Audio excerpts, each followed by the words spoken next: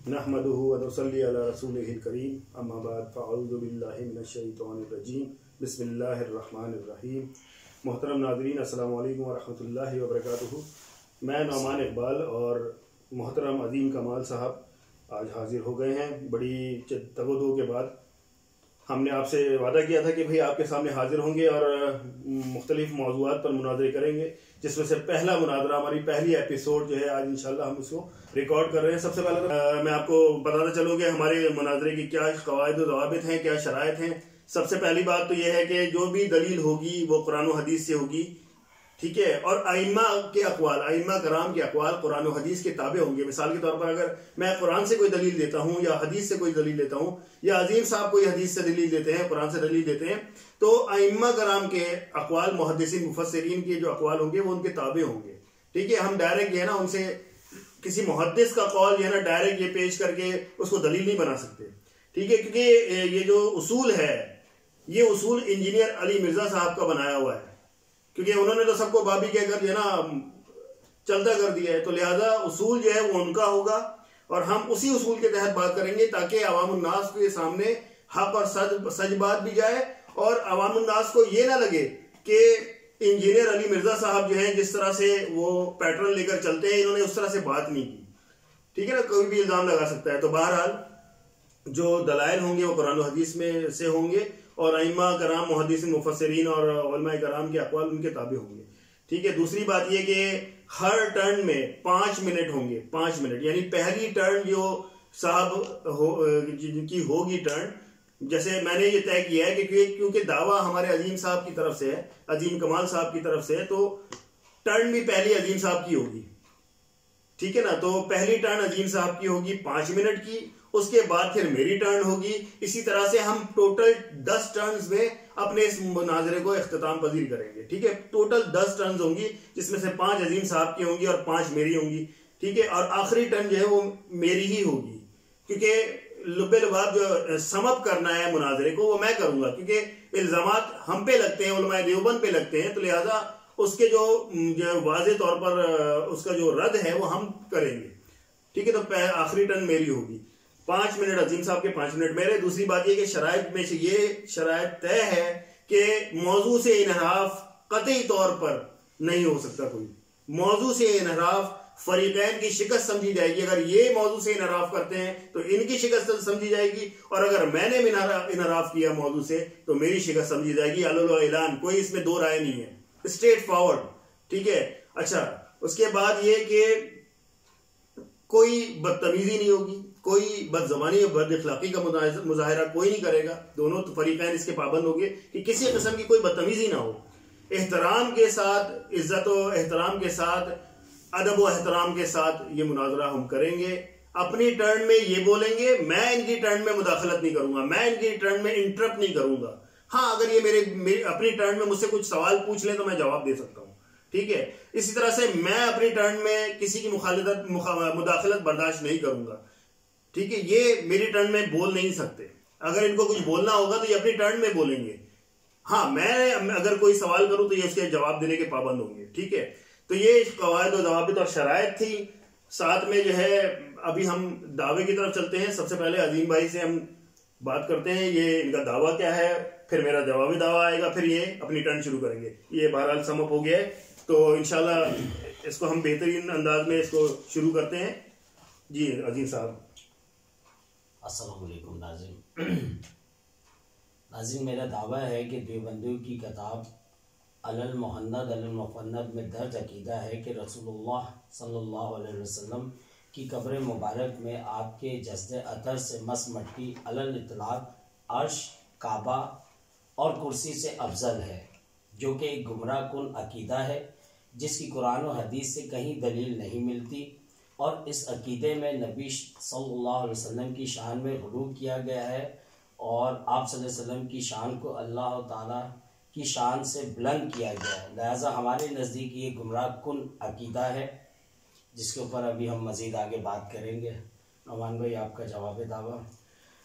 मोहतरम नाज़रीन, ये जो इन्होंने दावा किया है हम उसको बिल्कुल रद्द करते हैं और इस दावे को हम बातिल समझते हैं, इसलिए कि इस दावे की दलील जो है ना ये हमें दे नहीं सकेंगे इंशाल्लाह, वो तो मैं आपको अपनी टर्न में बताऊंगा। तो ये दावा जो इनका है कि ये अकीदा कुरान और सुन्नत के खिलाफ है, बिल्कुल गलत बात है ये। और इसको मैं साबित करूंगा कि कुरान और हदीस से इसकी दलील मिलती है, और ये मैं आपको दलील जब दूंगा तो फिर इंशाल्लाह ये वाज़ेह हो जाएगा। और साथ में आइम्मा कराम का इस पर इजमा है, ठीक है ना। ये ऐसी नहीं, हमने कोई उलमाए देवबंद ने ऐसी नहीं हवा में कोई बात कर दी।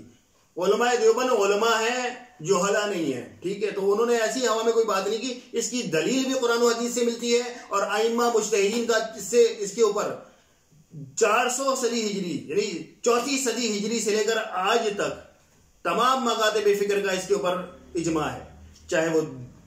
चाहे वो हनफी हो, मालिकी हो, शाफी हो, हम्बली हो, बल्कि उलमाए अहले हदीस के भी, बल्कि इमाम शौकानी रहमहुल्लाह जो हैं, जो उलमाए हदीस के अहले हदीस के बानी समझे जाते हैं, उन्होंने भी अपनी किताब में इस अकीदे को जगह दी है और इसकी तारीफ फरमाई है।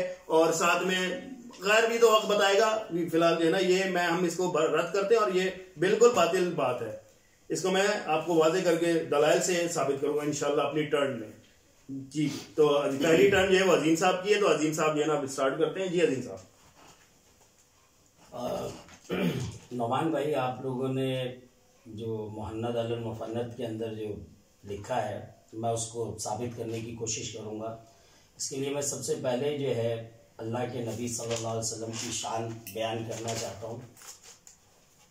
अल्लाह रब्बुल इज़्ज़त के प्यारे नबी की शान वो है जिसको हमें बयान करने के लिए जो है, अगर समंदर को स्याही और तमाम दरख्तों को कलम और ज़मीन को अगर कागज़ बना लिया जाए तो हम अल्लाह के नबी की शान को बयान नहीं कर सकते, मगर मैं मुख्तसर जो है उसे बयान करने की कोशिश करूँगा ताकि हमारे नाज़रीन को ये बात समझ में आ जाए कि हमें किसी ऐसे झूठे मन घड़त अकीदे को जो है उसके ज़रिए साबित करने की ज़रूरत नहीं है। मेरे नबी की शान को, मेरे नबी की जो शान है वो तो मतलब उसके लिए मेरे पास अल्फाज नहीं है कि मैं किस तरीके से उसको जो है बयान करूं।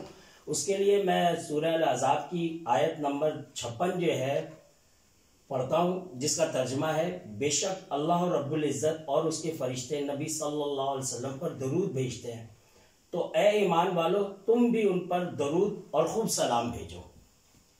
तो ये देखें कि अल्लाह और रब्बुल इज़्ज़त ने किसी ऐसे काम के लिए आज तक नहीं कहा कि ये मैं करता हूं।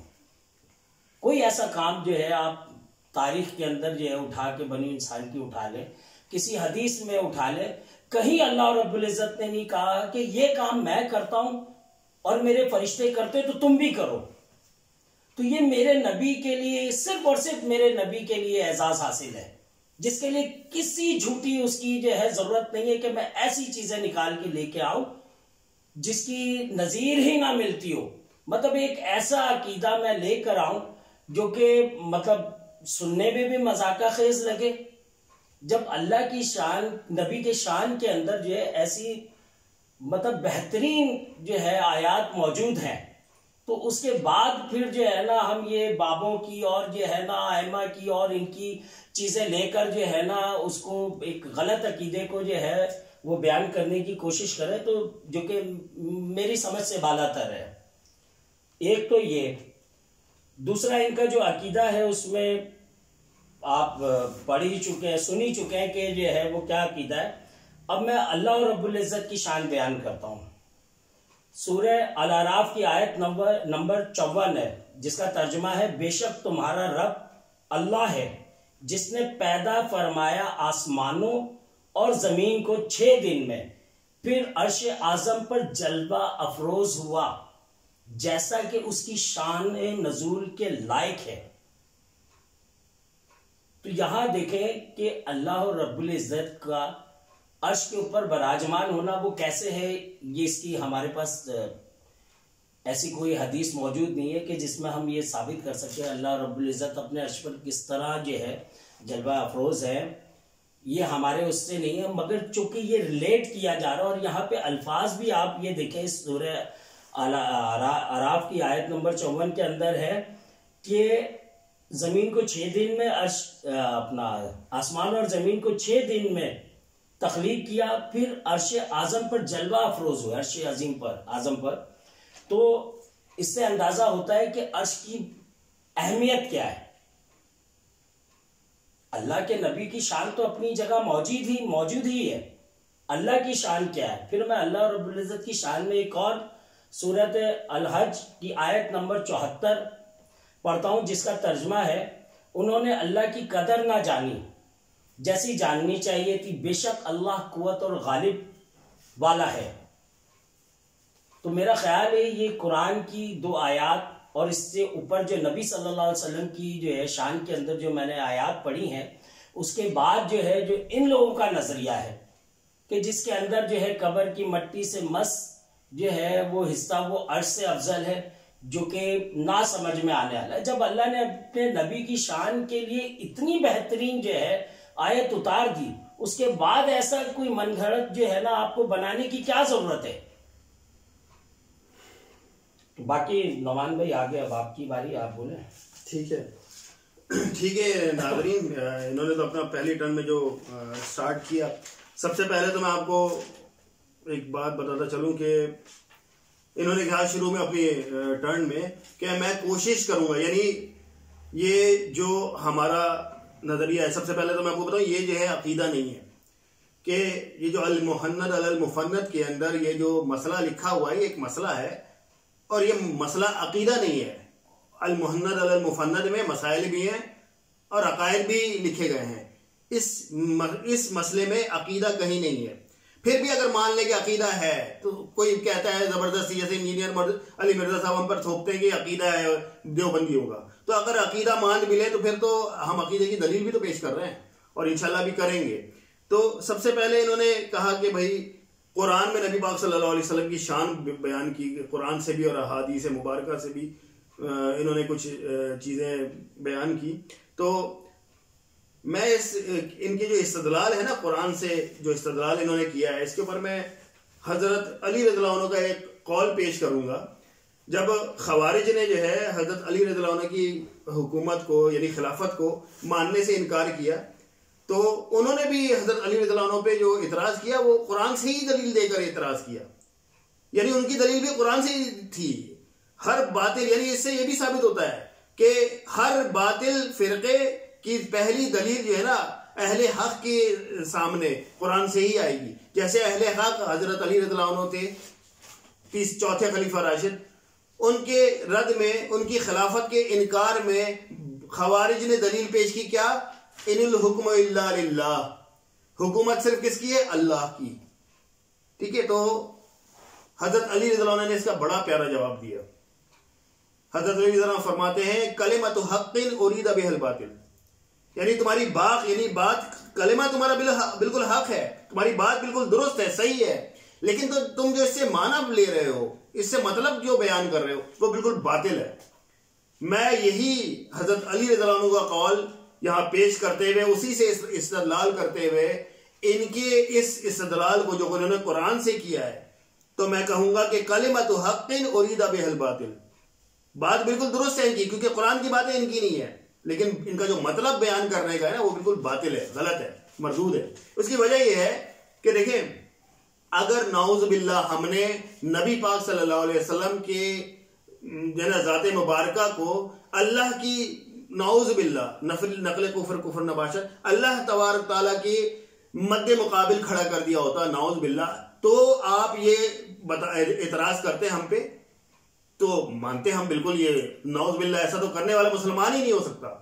ठीक है, मुसलमान ही नहीं, दायरे इस्लाम से खारिज हो जाएगा। लिहाजा अगर ऐसा कुछ बोला होता ना, ऐसा कोई बयान किया होता तो बात समझ में आती। यहां पे तो बयान किया जा रहा है कि नबी पाक सल्लल्लाहु अलैहि वसल्लम के जज्दे अथर से, यानी जिस्म मुबारक से जो मिट्टी मस है, टच है, वो मिट्टी अर्श, काबा और कुर्सी से अफजल है। ठीक है, आम आदमी के लिए ये, अगर आम आदमी के सामने बयान किया जाए ना, तो आम आदमी अजीब तासुर लेगा, क्या है, तौबा नाउज़ुबिल्लाह, कि आपने अल्लाह के मुकाबले में खड़ा कर दिया नबी पाक सल्लल्लाहु अलैहि वसल्लम की ज़ात मुबारक को, जैसे ये पोर्ट्रेट करते हैं ये और इनके। मैं इनको नहीं कहूंगा, मैं कहूंगा कि इंजीनियर अली मिर्जा साहब कहते हैं, ये तो बेचारे अभी इनको सुनते हुए ही जुमा 8 दिन होंगे, ये उनके सपोर्ट में आ गए, इन बेचारों को क्या पता। देखिए, मैं इनसे पूछता हूं, अर्श अल्लाह की मखलूक है या नहीं? काबा अल्लाह की मखलूक है या नहीं? और कुर्सी अल्लाह की मखलूक है, यानी अल्लाह तबारक तआला की जो कुर्सी कुरान में जिक्र है उसका, वो अल्लाह की मखलूकात में से हैं या नहीं, ये सारी चीजें। और इसी तरह से मिट्टी अल्लाह की मखलूकात में से है या नहीं। मेरा मानना है, बल्कि मैं तो, हर इंसान जो है ना इस बात को समझता है कि ये सारी अल्लाह की मखलूकात हैं, चाहे वो अर्श हो, चाहे वो कुर्सी हो, चाहे वो काबा हो, चाहे वो मिट्टी हो, अल्लाह की मखलूक है। अब क्यों तख्लीक किया अल्लाह तबारक तआला ने इन सब को, चाहे वो अर्श हो उसको भी तख्लीक किया किसने? अल्लाह ने। काबा को तख्लीक किया अल्लाह ने, कुर्सी को तख्लीक किया अल्लाह ने, इंसान को तख्लीक किया अल्लाह ने, मिट्टी को तख्लीक किया अल्लाह ने। अब हमें ये देख रहा है कि अफजल इसमें कौन है। तो एतराज यहां तक तो होना चाहिए था, यहां तक एक बात दुरुस्त थी कि भाई अल्लाह की इन मखलूकात में अफजल कौन, ये बात तो समझ में आती है। लेकिन ये एतराज नहीं है हम पे। एतराज क्या है? एतराज ये है कि आपने नबी पाक सल्लल्लाहु अलैहि वसल्लम को की शान को बढ़ा दिया और अल्लाह रब्बुल इज्जत की शान को नाउज़ुबिल्लाह घटा दिया। बिल्कुल बातिल इनका प्रोपेगेंडा है, ठीक है। क्योंकि मैंने आपको बता दिया कि भाई यहाँ पे तो इतराज अर्श को लेकर है, काबा को लेकर है, कुर्सी को लेकर है और नबी पाक सल्लल्लाहु अलैहि वसल्लम के जस्दे अथर से मस मिट्टी को लेकर है। चार जो है ना मखलूकात हैं, ठीक है। तो अब इसकी मैं मिसाल देता हूं कि भाई अर्श अगर अफजल है, टाइम देखिएगा, हो गया मेरे हिसाब से अभी बाकी, अगर चाहे टाइम हो गया तो आप शुरू कर लें। माशाल्लाह नुमान भाई ने पूरा जोर लगा के नाज़रीन कोशिश की है कि अपनी बात को जो है वो साबित करने की कोशिश करें, मगर चूंकि झूठ के पाँव नहीं होते, वैसे इनकी दलीलें भी खोखली है। अब मैं साबित करने की कोशिश करता हूँ कैसे। मैंने सबसे पहले जो अपना दावा पढ़ा था नाज़रीन, उसमें था कि रसूलुल्लाह सल्लल्लाहु अलैहि वसल्लम की कब्र मुबारक में आप सल्लल्लाहु अलैहि वसल्लम के जस्दे अथर से मस मट्टी अलल इतलाक अर्श, काबा और कुर्सी से अफजल है। यहां बात नबी सल्लल्लाहु अलैहि वसल्लम की नहीं हो रही। नुमान भाई ने बहुत कोशिश की कि इस मसले को वो नबी सल्लल्लाहु अलैहि वसल्लम से रिलेट किया जाए। किस तरीके से? कि नबी सल्लल्लाहु अलैहि वसल्लम भी मखलूक है, काबा भी मखलूक है, अर्श भी मखलूक है और मट्टी भी मखलूक है। हमारा एतराज तो ये है ही नहीं। अगर ये बात करते कि नबी सल्लल्लाहु अलैहि वसल्लम जो है वो अर्श से अफजल है, तो हम में और इनमें कोई इख्तलाफ है ही नहीं। हमें इख्तलाफ किस बात पे हो रहा है? जो इनकी तहरीर है अलल मुहन्नद अलल मुफन्नद के अंदर, कि वो मट्टी जो कब्र मुबारक में जज़े अतर से मस हो रही है, वो अर्श से अफजल है। ये दो अलग अलग चीजें हैं। तो आया आप खुद सोचें, अगर नबी की जात की बात होती तो बात समझ में आती। क्या मट्टी अल्लाह के अर्श से अफजल हो सकती है? आम मट्टी की बात हो रही है, ये वो अफजल हो सकती है? यकीनन नहीं। तो आप खुद सोचें कि ऐसा दलील देना, और फिर इसके लिए अब मैं दूसरी जो है एक जो ये मस मट्टी का है, इसके लिए मैं इनको इस पे मैं एक हदीस देता हूं। ये सही मुस्लिम की हदीस नंबर 2241 है, जिसमें हजरत इब्ने अब्बास रज़ी अल्लाह ताला अन्हु ने फरमाया कि रसूलुल्लाह सल्लल्लाहु अलैहि वसल्लम के जस्दे अथर को जब कब्र में उतारा गया तो उससे पहले एक सुर्ख रंग की चादर मोटी सी वो नीचे बिछाई गई। तो इन लोगों का ये दावा कि आप सल्लल्लाहु अलैहि वसल्लम का जो है जिस्म मुबारक वो कब्र के अंदर की मट्टी से जो है वो मस्त हो रहा है, वो तो वैसे ही ये बातिल हो रहा है। ये सही मुस्लिम की हदीस है 2241। आप लोग चाहे तो नेट के ऊपर दस्तयाब है, अब तो बड़ा आसान है। अगर आप लोग खरीद नहीं सकते सही मुस्लिम, तो नेट के ऊपर आसानी से आप लोग देख सकते हैं इसको। तो इस हदीस के बाद मेरा ख्याल है कि जो इनका वो जो दावा है वो बिल्कुल ही बातिल हो गया। मतलब वो दावे की हैसियत ही खत्म हो गई। जब एक चीज मट्टी से टच ही नहीं हो रही, किसी दर्जे में अगर हम किसी लम्हे के लिए मान ले कि अगर टच हो रही है तो मगर वो तो ये इम्कान भी खत्म हो गया। वो तो अभी फिर हम देखेंगे कि नौमान भाई अपनी टर्न के अंदर उसको कैसे साबित करने की कोशिश करेंगे कि मट्टी जो है वो टच हो रही है और वो काबा, कुर्सी और अर्श से अफजल है। अल्लाह के नबी की जात की बात नहीं हो रही, उनकी जात के से मस मट्टी की हो रही है। अगर बात मट्टी से मस होने की तो अल्लाह के नबी तो जिस जमीन पर चले, जिस चटाई के ऊपर लेटे, जिस बर्तन को छुआ, वो फिर सारी ही चीजें फिर अर्श से अफजल हो गई क्योंकि मेरे नबी ने छुआ है। फिर अगर ये इनकी दलील है कि उसको छूने से जो है इस तरह अफजलियत को ये अर्श से अफजल करना चाह रहे हैं तो मेरी तो फिर समझ से बाहर है।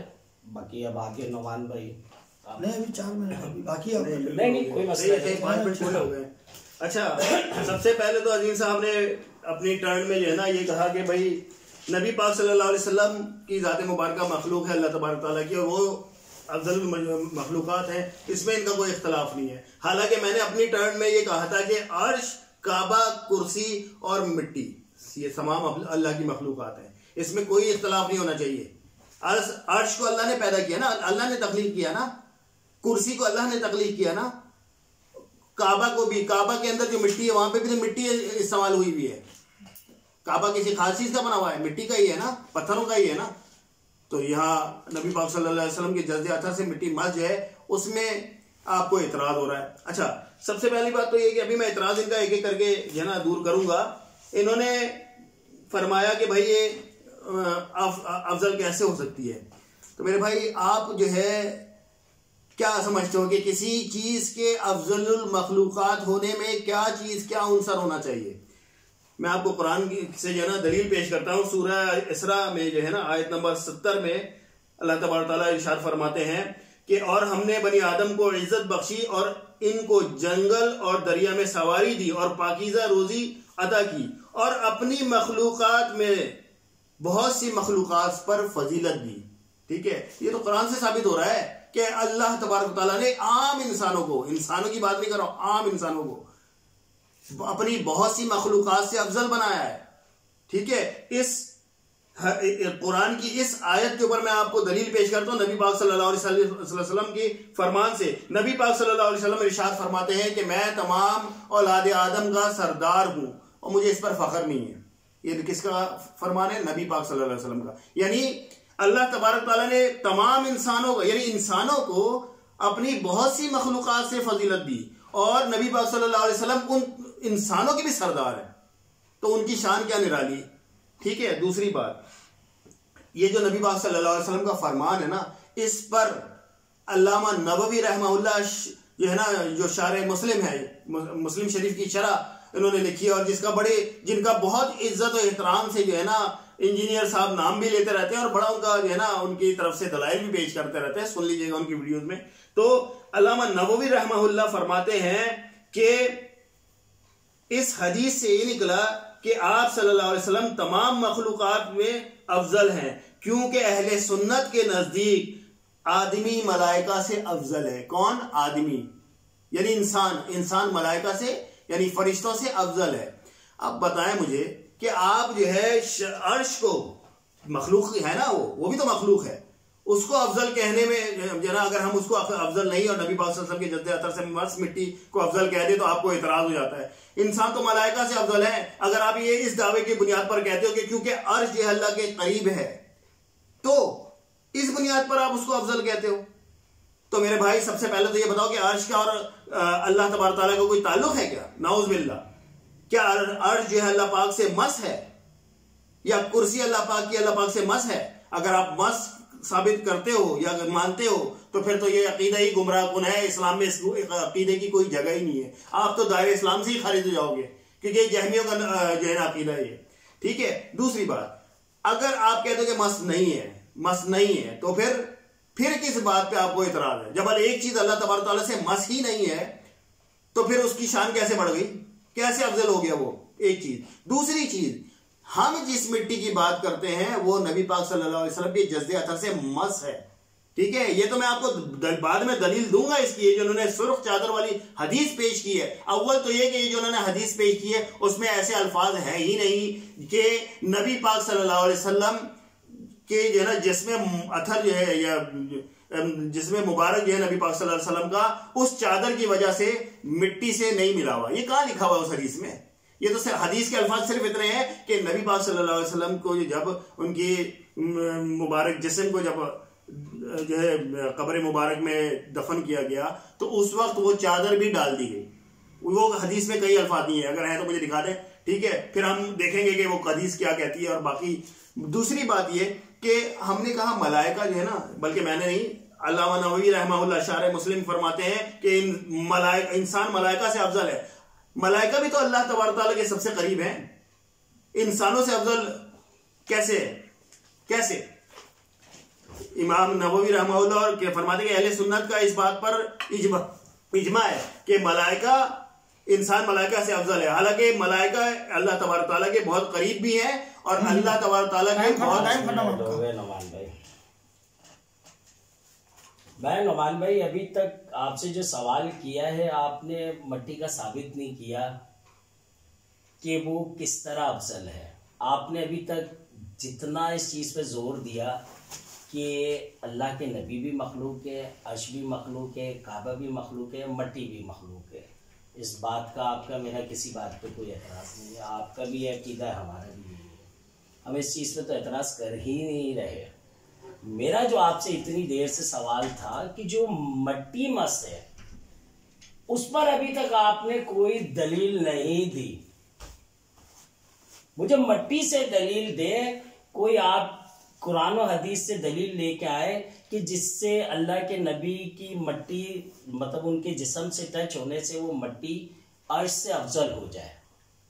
कुरान की कोई आयत, कोई हदीस जिसमें आप सल्लल्लाहु अलैहि वसल्लम से मस होने पर उसकी अफजलियत जो है वो अर्श आजम से अफजल हो जाए। सहाबा ने दलील दी, अभी तक आपने इतनी देर से नहीं दी, तो मैं उम्मीद करता हूं कि अब आप शायद अपने टर्न के अंदर जो है दें।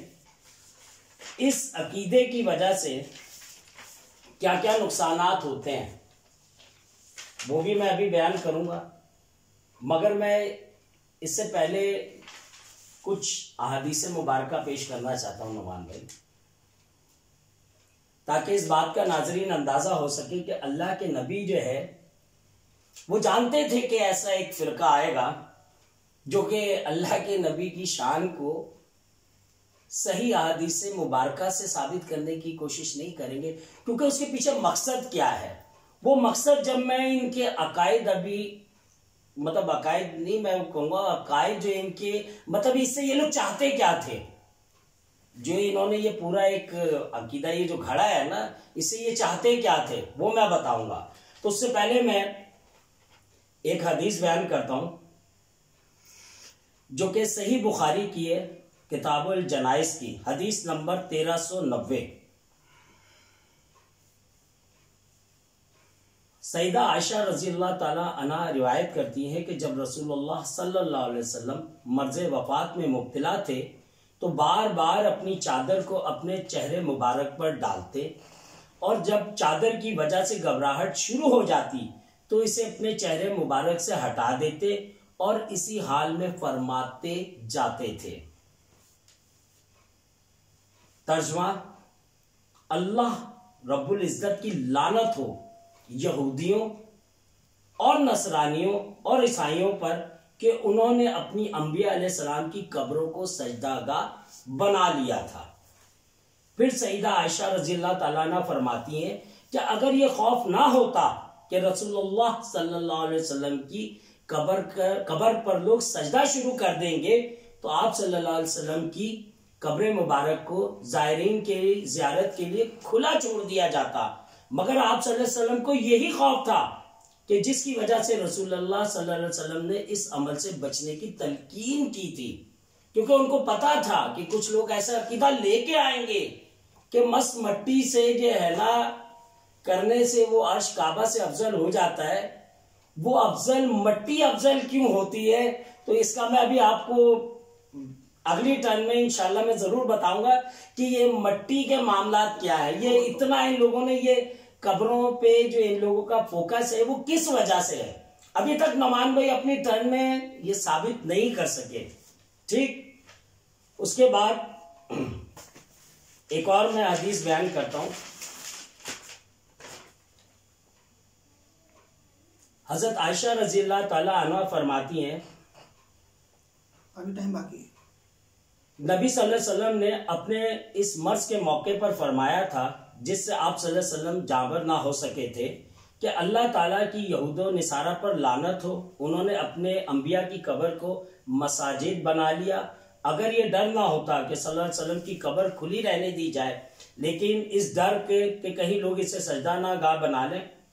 अच्छा, ये नाज़रीन मैं दोबारा रिपीट कर गया, टाइम पूरा हो गया आपका, चलो मैं अपनी खत्म करें आप। अच्छा नाजरीन, सबसे पहले तो इंजीनियर अली मिर्जा साहब के जो मुत्तबईन हैं उनमें से अजीम मिर्जा अजीम कमाल साहब जो है हमारे, इन्होंने सबसे पहले इतराज किया कि भाई आपने कोई दलील तो दी नहीं है, आप दलील तो दे नहीं रहे कि अर्श जो है ना मिट्टी नबी पाक सल्लल्लाहु अलैहि वसल्लम के जिस्म अत्थर से मस मिट्टी कैसे अफजल होगी।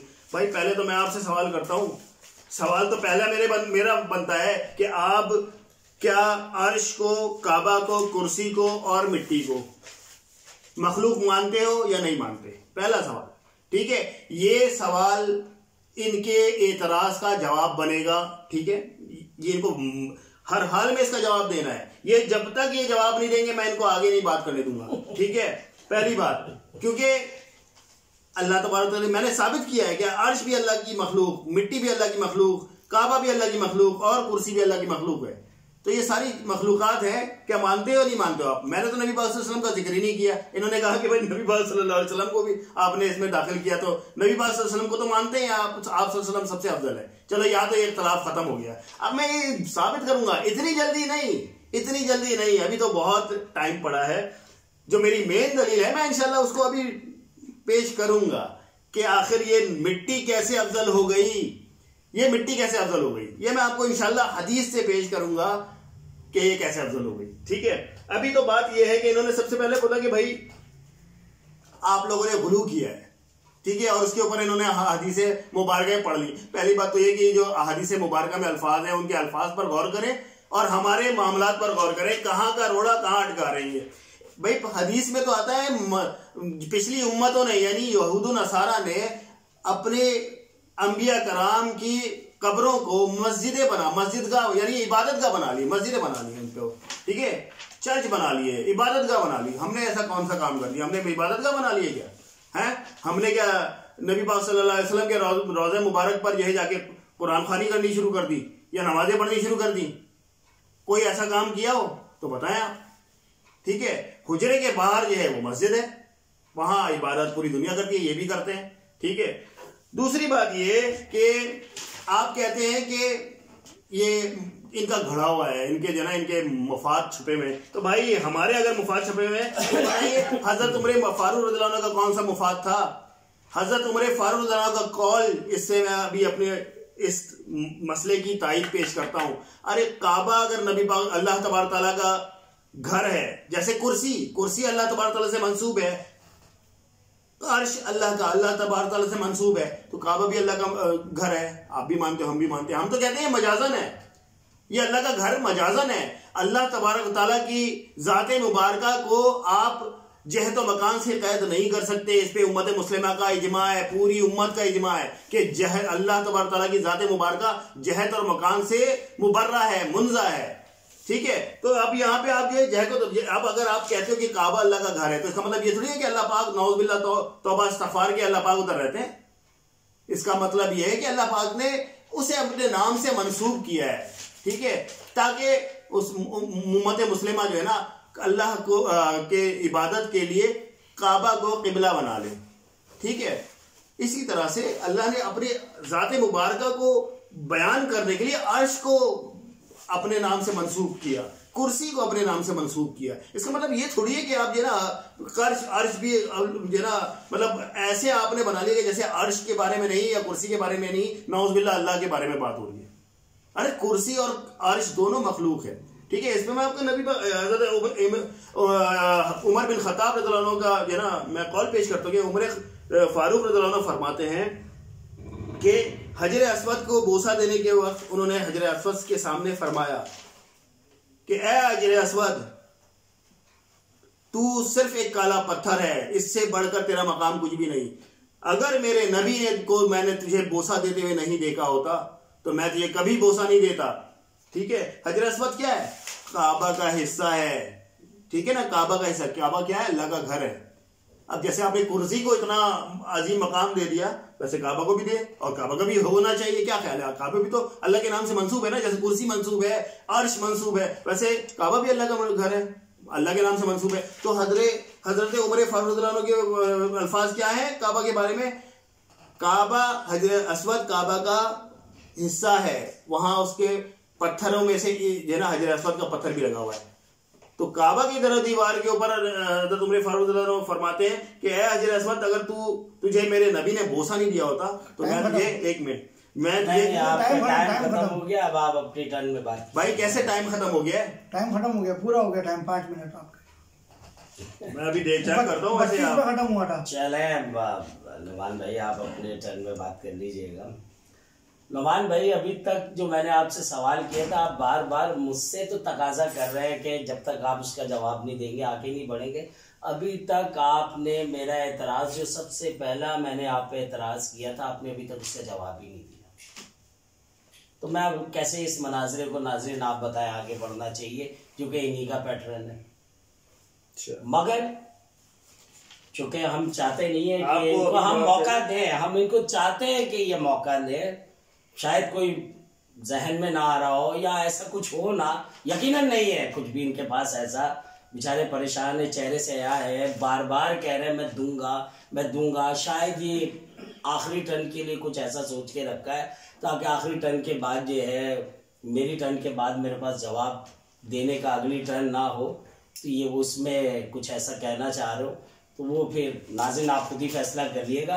इन्होंने अभी तक कोई जवाब नहीं दिया कि कब्र मुबारक के अंदर जो जस्दे अथर मट्टी से मस्से वो अफसल कैसे है। बात तो उसकी हो रही है, ये अभी तक उसको साबित नहीं कर पा रहे। इधर की उधर की आपने इनकी लफाजियां सुनी, कहां से इन्होंने स्टार्ट किया जी? वो कुरान की बात पढ़ना शुरू की कि देखे मुनाफिकीन इस तरह किया करते थे एकदम। ये काम अभी तक खुद कर रहे हैं। ये सोचे तो सही नाज़रीन, ये क्या कर रहे हैं? ये आपको समझ में आ रही है इनकी कोई बात? अब मैं बताता हूं आपको कि ये इस तरह के अकीदे क्यों घड़े। अब मैं आता हूं नाज़रीन, आपको लिंक मिला के दिखाता हूं। माशाल्लाह इनके बहुत मशहूर बुजुर्ग हैं, इनके बाबा जी मौलाना अशरफ अली थानवी साहब, अरवे सलासा में हिकायत नंबर 247 में सफ़ा नंबर 233 में लिखते हैं, जो कि मकतब रहमानिया लाहौर से शाया हुई है। ये कहाँ लिखा हुआ है? आपकी जो है मैंने पढ़ दिया अभी। सर अपनी टर्न में, नुमान साहब अपनी टर्न में, एक सेकंड में भी सर अपने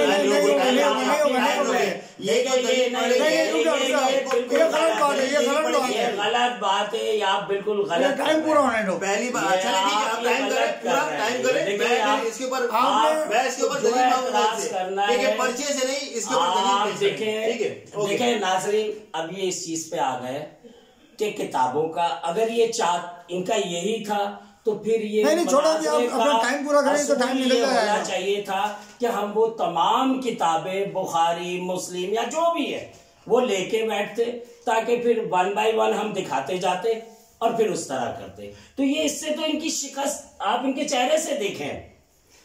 मुझे कहने की जरूरत नहीं है, बात करते अली भाई से मुनाज़रे की, आप इनके चेहरे को तो देखें, इनके पसीने छूट रहे हैं। मतलब आदमी भागता नहीं है, ये वो अभी इनकी हालत हुई है। अभी तो मैंने शुरू नहीं किया, मट्टी से रिलेट करने का मामला तो अभी मैंने शुरू नहीं किया और इनके पसीने छूट गए। बातें करते हैं ये दलील दूंगा। तो मैं आपको नाज़रीन बताना चाह रहा था, मौलाना अशरफ अली थानवी साहब मौलाना मोइनुद्दीन साहब से उनके वालिद मोहतरम मौलाना मोहम्मद याकूब नानोतवी साहब की वफात के बाद उनकी करामात कबर नकल करते हैं। एक मर्तबा हमारे नानोता में जाड़ा बुखार की बहुत कसरत हुई, सो जो शख्स मौलाना की कब्र की मट्टी ले जाकर बांध लेता उसे आराम हो जाता। माशाल्लाह नाजरीन समझिएगा, मट्टी को क्यों अफजल ये करना चाह रहे हैं। एक जब भी कब्र पर मट्टी ले आते उसे आराम हो जाता। बस इस कसरत से मट्टी ले गए कि जब भी कब्र पर मट्टी डालो तभी खत्म। कई मर्तबा डाल चुके, परेशान होकर एक दफा मौलाना की कब्र पर जाकर कहा, आपकी तो करामत हो गई और हमारी मुसीबत हो गई। याद रखो, अगर अब के कोई अच्छा हुआ तो हम मट्टी ना डालेंगे, ऐसे ही पड़े रही हो, लोग जूते पहने तुम्हारे ऊपर ऐसे ही चलेंगे। बस उस दिन से फिर किसी को आराम ना हुआ, फिर शोहरत हो गई कि अब कब्र से आराम नहीं मिलता। टाइम पूरा हो गया भाई, टाइम पूरा हो गया, बंद कर, शुरू करें भाई। अच्छा, सबसे पहले तो अजीम भाई ने जो है ना शुरू में मुनाफिकत की बात की, ठीक है ना, कि हमने जो है ना नबी पाक जो मैंने कुरान की आयत बताई उसमें मुनाफिकीन का जिक्र था। और कौन सी आयत बताई मैंने जिनमें मुनाफिकीन का जिक्र था, आप दिखा दिएगा मुझे, या मेरी टर्न में जो है ना मेरे वीडियो में देख लीजिएगा कि कहाँ मैंने मुनाफिकीन का जिक्र किया। एक बात। दूसरी बात ये कि ये जो इन्होंने दलील अभी जो इन्होंने सबसे पहले ये इबारत पढ़ी है ना, जो किताब, ये किताब पेश कर दें अभी, ठीक है, ये किताब अभी पेश करें, मैं इसकी इबारत को अभी मानूंगा, लेकिन किताब पेश करें। ये ऐसे नहीं, ये कहां से। आप पहली बात तो है कि इन्होंने जो ना उसूलों की खिलाफ वर्जी की। मैंने आपको शुरू में ही बताया था कि इबारात या काबरीन का कोई जिक्र नहीं होगा। हम दलील कहां से होगी? कुरान और हदीस से, ठीक है, कुरान और हदीस से दलील होगी। एक मिनट, अभी आपकी बोलेंगे, अभी आपका टर्न ही है, ठीक है। सबसे पहला इन्होंने मुनाजरे के उसूलों की खिलाफ वर्जी की, और मैंने आपको शुरू में ही कह दिया था कि जो शख्स, चाहे वो जना अजीम साहब होंगे या नमान साहब होंगे, जो शख्स अपने मुनाजरे के उसूलों के खिलाफ जाएगा उसकी वो शिकस्त तस्लीम की जाएगी, शिकस्त समझी जाएगी। लिहाजा इन्होंने मुनाजरे के उसूल और ज़वाबित को तोड़ा है, इसके खिलाफ गए हैं। अभी बात कहाँ चल रही थी कि नबी पाक सल्लल्लाहु अलैहि वसल्लम के जज़े अथर से मस मिट्टी की बात हो रही थी, किसी अइम्मा-ए-दीन, किसी उलमाए कराम की खबर की बात नहीं हो रही थी, ठीक है।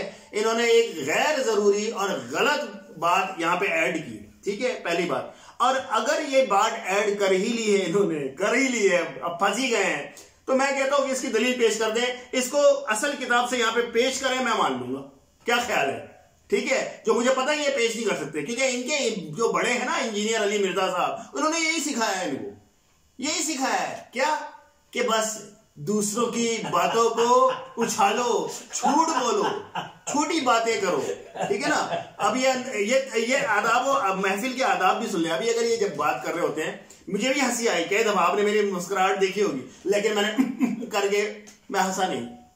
ये महफिल के आदाब होते हैं, जो इंसान सही लोगों के उलमाए दीन के साथ बैठा होता है ना, उसको आदाब का पता होता है। और इंजीनियर साहब जैसे लोगों के साथ जो बैठे होते हैं, वो खुद बदतमीज आदमी है, वैसे ही बदतमीज लोगों को पेश किया हुआ है। अवाम के सामने क्या पैदा करेंगे? वो कोई नेक आदमी, कोई मुत्तकी परहेजगार आदमी पैदा करेंगे? ऐसे बदतमीज लोग ही पैदा होंगे उनकी सरपरस्ती में रहकर, ठीक है ना। तो ये तो मेरी बात का जवाब हो गया। दूसरी बात ये कि इन्होंने कहा कि भाई इन्होंने दलील पेश नहीं किया। किस बात की दलील पेश करूं मैं भाई, किस बात की? मैंने तो आपसे सवाल किया सबसे पहले कि आप तो पहले ये साबित करें कि भाई अर्श अगर अफजल है ना, इस पे आप पहले दलील पेश करें। दावा आपकी तरफ से है, दलील आपको पेश करनी पड़ेगी।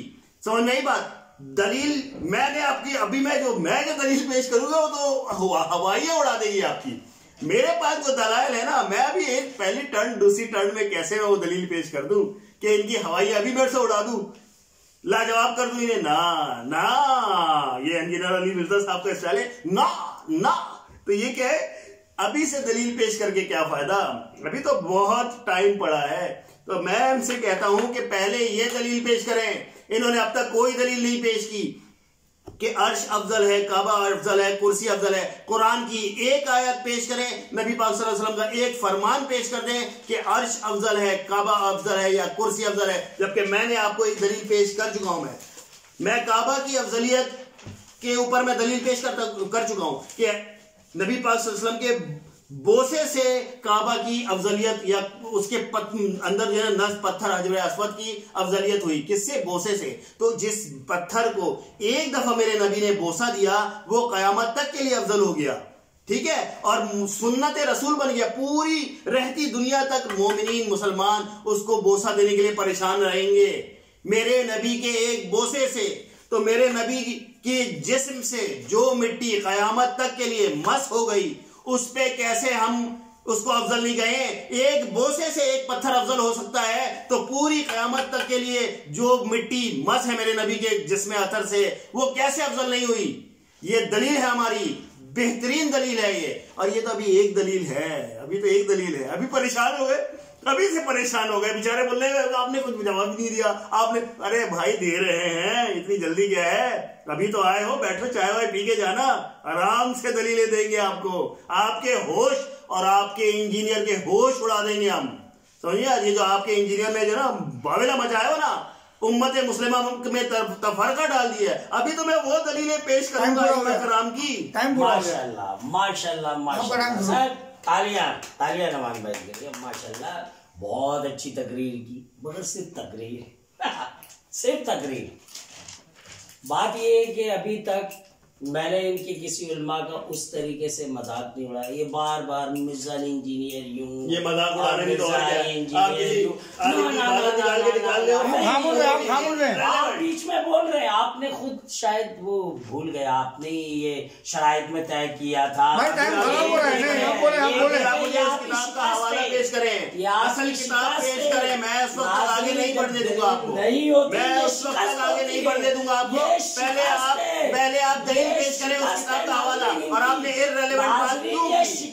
आपने इररिलेवेंट बात क्यों की? आप गवाह हैं, ये शिकस्त इनके पास खत्म हो चुके हैं। शकील भाई, मैं शकील भाई से शिकस्त मैं हमें छोड़कर इस मौजू को सही तरीके से लेके चलने के लिए हमने यहाँ पे शकील भाई को मदद किया हुआ है। हमारे शकील भाई ये फैसला करेंगे। ये गलत बयानी कर रहे हैं आप, फैसला करें के शुरू में आप देख लें, ऐसी कोई बात तय नहीं हुई थी। आप रिकॉर्डिंग देख लेना, आप रिकॉर्डिंग देख लेना, ये बिल्कुल उसूल के खिलाफ है। नहीं है, मेरे अल्फाज थे, ये इनकी शिकस्त, मेरे अल्फाज थे कि जब तक आप जो है, जब तक आप इनका टाइम कितना हो गया?